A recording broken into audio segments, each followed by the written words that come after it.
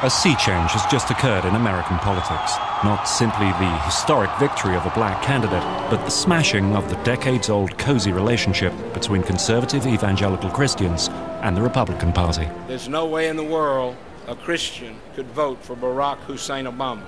But some evangelical Christians did just that.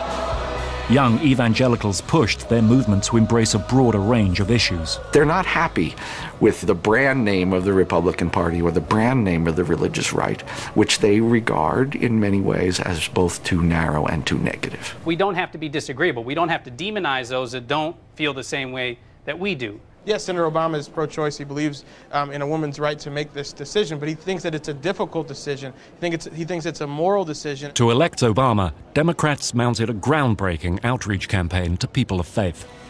How did evangelical Christians affect one of the most momentous elections in U.S. history?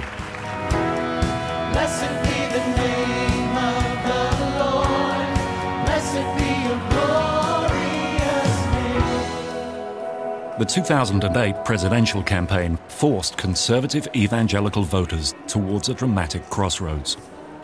It used to be that if you were Republican, you were the Christian, and that was even a part of how you campaigned.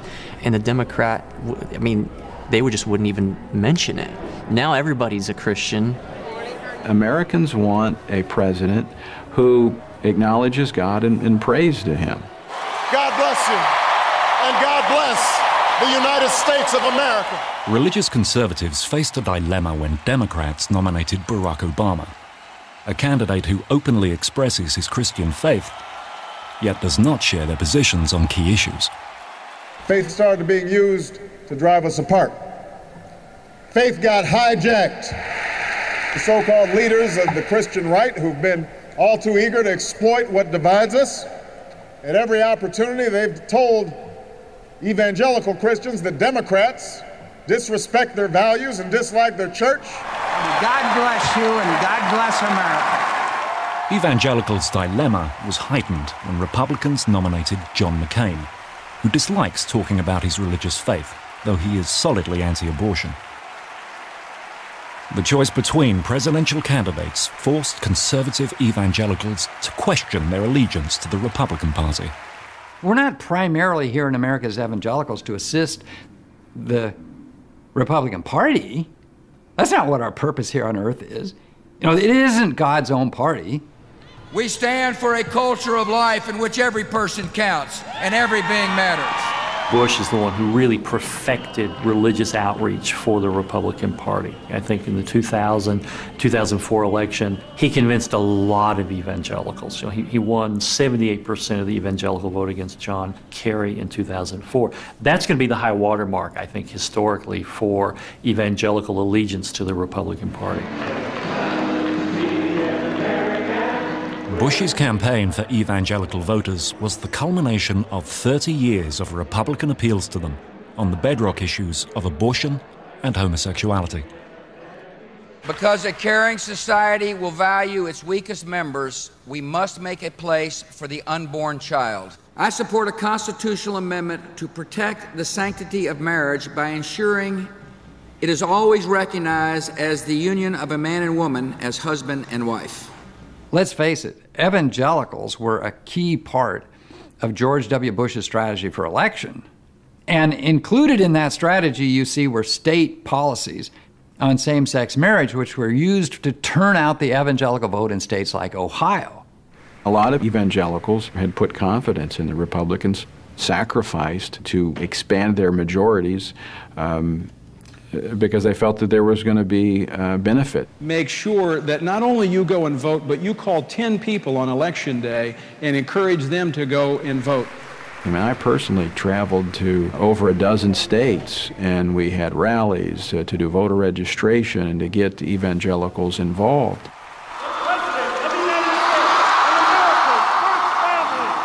A message was sent the day after the election of 2004 when the president made a speech to the nation and said that his focal point was going to be on reforming Social Security. We'll reform our outdated tax code. We'll strengthen the Social Security for the next generation. And I think that set the tone for his administration. Not much emphasis was given to those core social issues.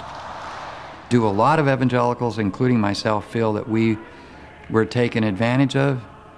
I think we have to be honest with ourselves and say yes. We became, in the vernacular, a kind of cheap date. I think they're rethinking their association, and I see it personally, see it across the country, where more and more evangelicals haven't left the issues. They've just left the party because they feel the party left the issues.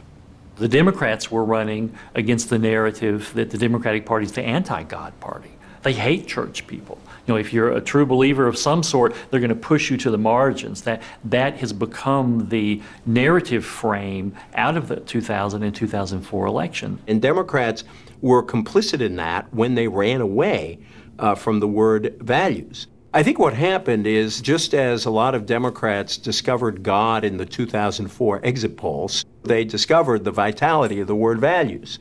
Democrats have acted urgently to even the playing field, making a religious pitch of their own. House Democratic leader Nancy Pelosi has started a faith working group to better focus the Democrats' message to religious Americans. Issues of faith and family and country, which are issues of grave concern to all of us. They're our highest priorities.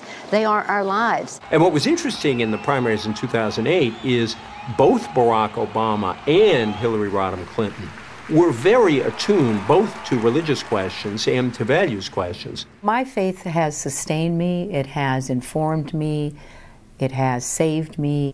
Democrats need to get in church, reach out to evangelicals, link faith with the work that we do. The battle for evangelical votes had officially begun. This time the Democrats were ready.